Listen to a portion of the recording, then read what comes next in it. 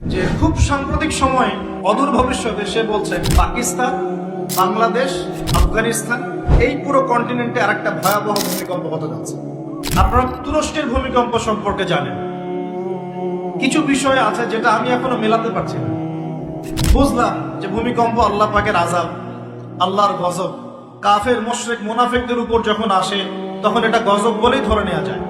আর যখন মুমিন মুসলিমদের উপরে আসে তখন আমরা মনে করি এটা আমাদের হয়তো পাপের শাস্তি, বা আল্লাহ পাক আমাদেরকে সতর্ক করছেন, অথবা রহমত, এর মধ্য দিয়ে আল্লাহ গুনাহ মাফ করে দিবেন।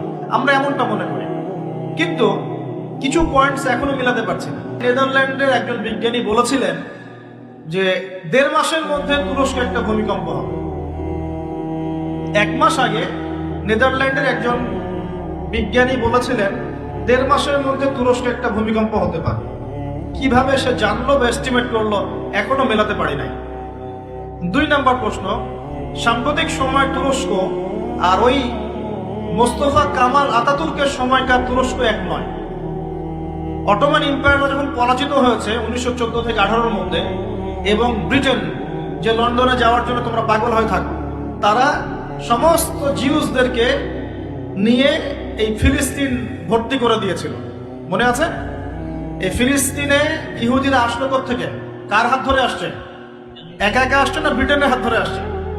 ব্রিটেনের হাত ধরে আসছে।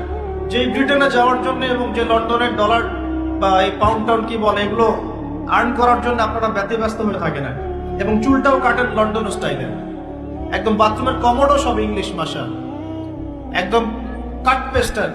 তারা কি করেছিল? তারা পুরো বিশ্বের শোষণ করেছে, জুলুম করেছে। এমনকি আমাদের এই উপমহাদেশেও 200 বছর তারা রাজত্ব করেছে।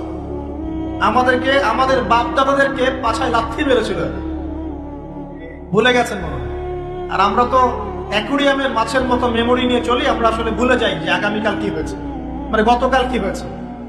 তো সেখানে যাওয়ার জন্য আমরা খুব ব্যতিব্যস্ত হয়ে থাকি। তো তারা কি করেছিল? তারা অটোমান এম্পায়ারদেরকে সেখান থেকে সরিয়ে দিয়ে সেখানে ওই জায়গাটা জিউসদের জন্য, ইহুদিদের জন্য উন্মুক্ত করে দিয়েছিল বলি নাউজুবিল্লাহ। ওই জায়গাটা কাদের? এদিকে মনোযোগ দেন। ওই জায়গাটা কাদের? মুসলিমদের না মুসলিমদের? যে জায়গাটা এখন জিউসরা দখল করে আছে, ওই জায়গাটা কি আমাদের না অন্য কারণ? কাদের? বাইতুল আকসা, মসজিদুল আকসা কাদের? আমাদের না ওদের? ওটা সরিয়ে ফেলার প্ল্যান হচ্ছে এখন। ওটা সরিয়ে ফেলে ওখানে টেম্পল নির্মাণ করা হবে। এইসবের তো আমাদের খবর নাই। আমরা তো যে বললাম না, উঠেন বসেন নিয়ে পড়ে আছে, চা খাওয়া, কফি খাওয়া।